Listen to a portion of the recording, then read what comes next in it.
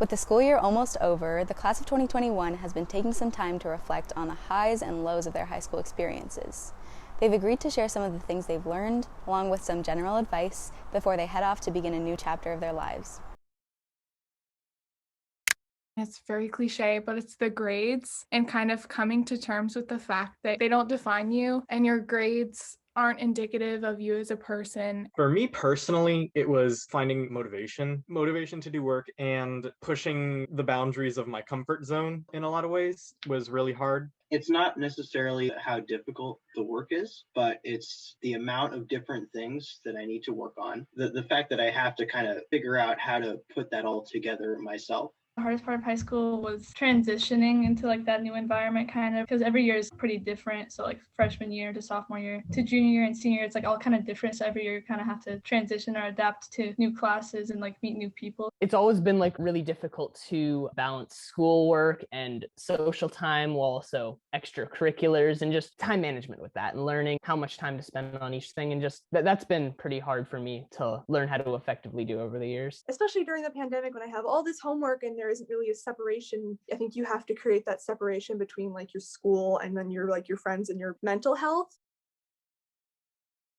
The arts, I think, are a really great part of high school. There's this whole outside belief that a lot of kids in the arts are really stuck up and pretentious. And like, obviously there are individuals who are like that, but as a whole, it's such a welcoming community. It leads to so many new great experiences that you would have never had if you had never joined the cast of the musical or CTTA or orchestra or choir or drama or band or any of those things. I just really love being in like the community space with all of these people who are going through the same things that I am. Even if school kind of sucks, you still go every day and you're with these people who share your same opinions or in your same age group, and you still have a lot of fun. When I was able to do stuff that I cared about with people that I wanted to be more like. Some of the teachers that I've had and just some of the experiences, like choir, there's just such a community. And I think at Carlmont, if you're involved enough, you can really find your community and your niche and you're able to make the most of it. I've made a lot of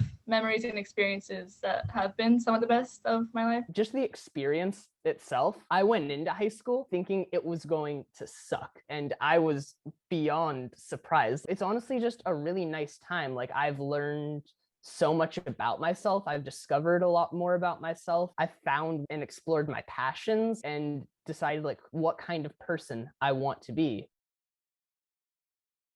This is about to sound so stereotypical and so cheesy, but it's true. Be yourself. Focus on yourself and like what you want to gain from the high school experience. Take advantage of everything that Carlmont has to offer. How important it is to just be willing to expose yourself a bit to other people and be honest and ask for help. Don't be insecure about yourself and don't be insecure about your accomplishments and don't belittle yourself. It's empowering once you have that security within yourself. Your grades are important. They are not as important as your mental health by any stretch of the imagination. Chill out, you know? You go from like being in school where you have to ask to do anything, and then they're suddenly asking you like, what do you want to do with the entire rest of your life? Enjoy the time that you're spending in the situation you're at now, and don't stress about like, oh my God, who do I want to be? What am I going to do with my life? Because the more time you just spend relaxing and exploring, the more you're going to know about yourself in the future anyway. Go outside your comfort zone. You're not going to grow as much as a person if you only stick to what you're comfortable with.